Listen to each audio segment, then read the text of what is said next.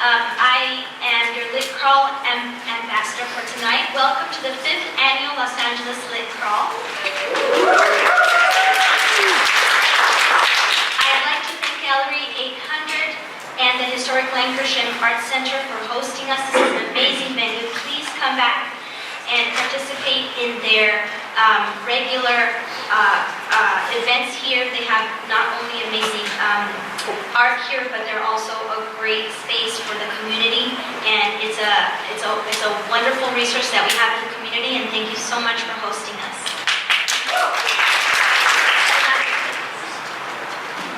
Mine is going to be a little bit different. It's more of a video essay. I'll be looking at a reality television show as a way into thinking about US imperialism, specifically with regard to Cuba.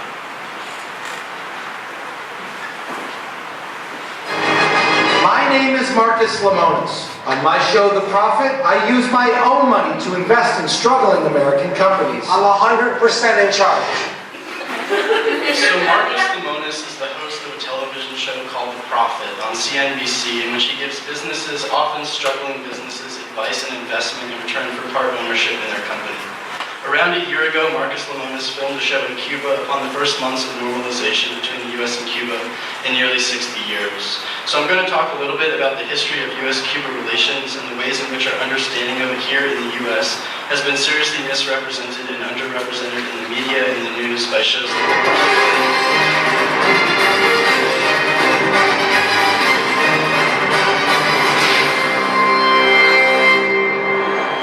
So Marcus Lemonis is the prophet, the P-R-O-F-I-T prophet, this sort of hegemonic icon whose message for us is that of capital and the concept of profit as an ideological goal or a marker of worth and meaning. This idea is the basic conceptual framework of the show and of the character he plays on it. I want to buy a box, a big box. So of course, the symbolic and literal significance of this trip to the communist state of Cuba as a representative of capitalism and US imperialism is an obvious grounds for considering the history of US-Cuba relations more broadly, and of the significance of Obama's recent push towards normalization between the two countries, and of course President Trump's more recent reversal of this normalization and the significance of that, which has been almost entirely ignored by the US media, but is of incredible importance and significance to the country of Cuba and the people living there. And not just Cuba, but other countries like Venezuela, who will likely be seriously affected by President Trump's Cold War-era stance against socialist governments in Latin America. Can I buy shoes? Can I buy a blender? Who's the manager? He's not here right now. So before getting into the specifics, let's just review the history of US-Cuba relations and the significance of this particular moment in time for these two countries. To start, you have to go to 1823 and the Monroe Doctrine, which we all know as the U.S.'s historical stance and policy towards Latin America and the Western Hemisphere at large, which is that of U.S. imperial control over the region. You look like you like it. I can only say off the record. People. This becomes significant in 1902 when the Spanish-American War concludes. The U.S. intervenes in Cuba's fight for independence against Spain, which Cuba wins, defeating the Spanish and gaining independence. The U.S. agrees to leave the island on the condition that the Cubans include something in their constitution called the Platt Amendment, which is basically a provision giving the U.S. the right to intervene militarily and economically in the affairs of Cubans, to establish military bases there such as Guantanamo Bay, which as we know obviously still exists today. I have a lot of respect for you and a lot of admiration, but now I want to eat your food. So the concept that Cuba gained independence in 1902 is considered by everyone to be a falsehood, and since then there have been a series of presidents in Cuba who are essentially puppets of U.S. interests. In 1940, Fulgencio Batista was elected an authoritarian, right-wing capitalist president whose tenure was characterized by incredible corruption, assassination campaigns, establishment of U.S. mafia, sex trafficking, casino interests, and tax loopholes. At the end of his reign, the U.S. had $1 billion worth of assets in Cuba, and in 1956, when Batista was on the verge of losing re-election, he staged a violent coup backed by the U.S. to take power once again. Up next, the tables are turned when capitalism collides with socialism. So all of this set the stage for 1959 and the Cuban Revolution led by Fidel Castro, which overthrew Batista and established a government for the people of Cuba, a communist government which the U.S. saw as a threat not just to their financial assets, but also to their imperialist interests in the region. Can I see the bees? I'm not going in there. Yes, I have a dress here for you. Whoa. The other way. It's going to be hot. I don't care. As long as I don't get stung, I don't care how hot it is. When it comes to bees, I have no comfort zone.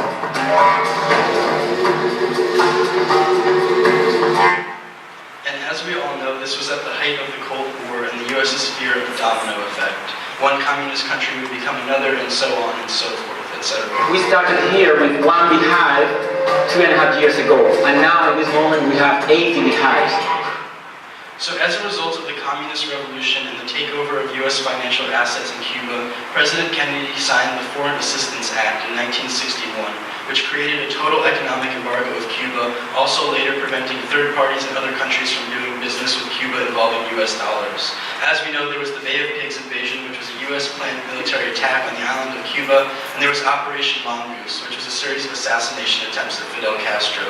The embargo and these military interventions were construed as attempts to help liberate the Cuban people, but as we see, were clearly attempts to make sure that the communist government in Cuba would be threatened and made economically unviable. This is a common tactic of U.S. imperialism, as we know, the idea of presenting military intervention under the guise of helping. You're a dentist, and you're selling sugar. The intention of an embargo is to make a country fail, to either make life so miserable for the people that they are forced to leave or revolt, or to invalidate socialism as a viable economic system, and to point to Cuba and other countries as examples of this failure. This leads to a lot of confusion and misunderstanding. The land. Exactly. We didn't buy the farm. You cannot buy lands in Cuba. The state merely allows him to work on it.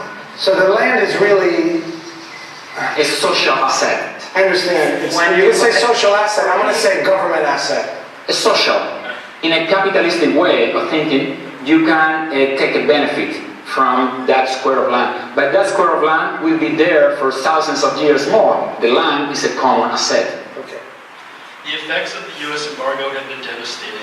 Of course, it's impossible to know the full extent of its effects, and one consequence of this is that the U.S. media is able to blame Castro for the failings of the economy and not look critically at the effects of the embargo. I really want to emphasize exactly what the intention of the embargo is, which is to devastate the entire country. In Cuba, the embargo is referred to as a blockade because it is seen as just that, an act of war with the intention to harm and kill. This becomes very apparent in 1992 at the fall of the Soviet Union in Europe. The United States wanted to put a final stranglehold on Cuba, and they did this with the Cuban Democracy Act, also known as the Torricelli Act, which tightened sanctions in Cuba, including prohibiting the shipment of food and medicine to the island, banning subsidiaries of U.S. firms from trade with Cuba, and forbidding third country ships from landing in any Cuban ports. Obviously, this comes in 1992 at the fall of the Soviet Union, which is Cuba's main financial partner, and the intention of the act was to really finish the country off once and for all. Robert Torricelli, the Democratic governor from New Jersey who drafted the bill, described the intention as, quote, to wreak havoc on the island. This kind of rhetoric and policy really shows you the character of the United States in regard to Cuba and its intention, which is starvation, illness, and economic struggle. The embargo's point is to kill people or to starve them or to make their lives so miserable that they are forced to leave. This is an act of war and nothing else, as we can see. So my big question is, how many years, how many people, how much bullshit, how much aggravation We have to swallow to... do you have to do to get 154,000 right now? Of course, despite the economic blockade, the Cuban government has developed a free healthcare system, a free higher education system, and one of the highest literacy rates in the world, higher than that of the United States. Despite the economic depression in which Cuba has found itself, most Cubans living in Cuba old enough to know say they prefer it to the previous regime of Batista and U.S. intervention. So now let's get to the present moment. As we know, in 2009, President Obama lifted the ban on family travel to Cuba. Then, in 2011, he restored the people-to-people travel license, allowing certain humanitarian organizations to visit. And finally, in 2014, President Obama and President Raul Castro announced their intention to normalize relations between the two countries. Cuba was removed from the list of state sponsors of terrorism, and embassies reopened in both countries. In 2016, elements of the Torricelli Act were suspended, and Barack Obama became the first president since 1928 to visit the island. Though not perfect, the movement towards normalization was a promise of help to the Cuban economy. Of course, there was always the fear that normalization might lead to a new attack on communism in Cuba, that of the glittery appeal of consumerism in the insidious hands of corporate interests that might attempt to undo the ethical fabric of the country. Still, there are places that speak to what once was, and could be again. But with all that said, most Cubans living in Cuba want the embargo lifted and view a movement towards normalization as positive. This is where President Trump steps in, whose policy, as he's described it, is basically to reverse or undo everything President Obama has done. This means reinforcing the travel ban to Cuba and reinforcing the embargo. Some of this policy, like the travel ban, has just begun to find re-implementation, though it has so far been slow and ambiguous with very little U.S. media coverage. What is additionally scary is Trump's call for an embargo on Venezuela, whose socialist government has been under attack from U.S. media and politicians. From the Soviet Union to Cuba to Venezuela, wherever true socialism or communism has been adopted, it has delivered anguish and devastation and failure. As we see, Trump is returning to a Cold War-era rhetoric and foreign policy stance towards Latin America, which is a policy approach that predates even the Cold War and can be traced back to 1823 and the intention of the Monroe Doctrine. The problem in Venezuela is not that socialism has been poorly implemented, but that socialism has been faithfully implemented.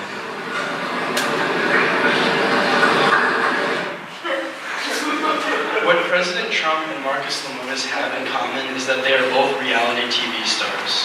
Trump, of course, came largely into the public eye through The Apprentice, in which he played a decisive, authoritative businessman with leadership skills and a lifetime of business acumen.